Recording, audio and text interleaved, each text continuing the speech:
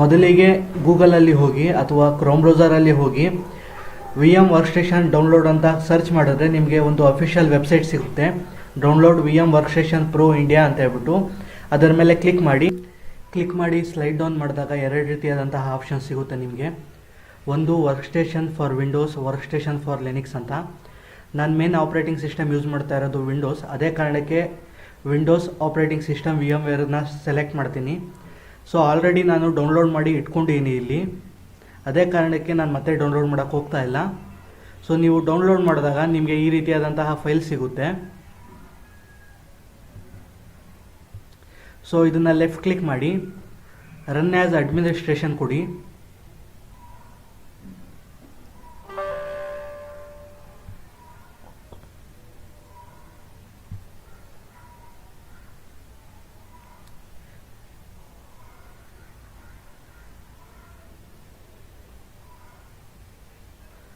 Run as administration ಕೊಟ್ಟಾಗ VM workstation install ಆಗೋದು start ಆಗುತ್ತೆ.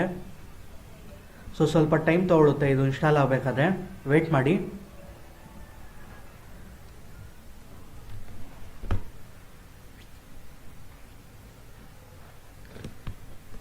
ನೆಕ್ಸ್ಟ್ ಮೇಲೆ ಕ್ಲಿಕ್ ಮಾಡಿ,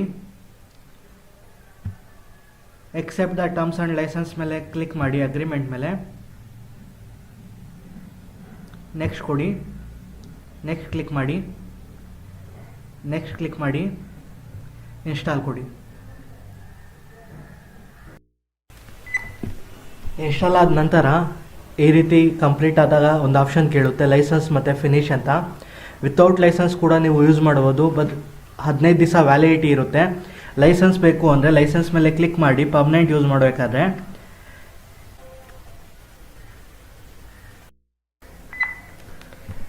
VM ವರ್ಕ್ಸ್ಟೇಷನ್ ಇನ್ಸ್ಟಾಲೇಷನ್ ಫಿನಿಶ್ ಆಗಿದೆ. ನಾನು ಸರ್ಚ್ ಬಾರಲ್ಲಿ VM ವರ್ಕ್ಸ್ಟೇಷನ್ ಅಂತ ಸರ್ಚ್ ಮಾಡಿದ್ರೆ ಇಲ್ಲಿ VM ವರ್ಕ್ಸ್ಟೇಷನ್ ಸಾಫ್ಟ್ವೇರ್ ಇನ್ಸ್ಟಾಲ್ ಆಗಿರೋದು ಕಾಣಿಸುತ್ತೆ. ಸೊ ಇದನ್ನು ಡಬಲ್ ಕ್ಲಿಕ್ ಮಾಡಿದ್ರೆ ಅಥವಾ ಓಪನ್ ಮಾಡಿದ್ರೆ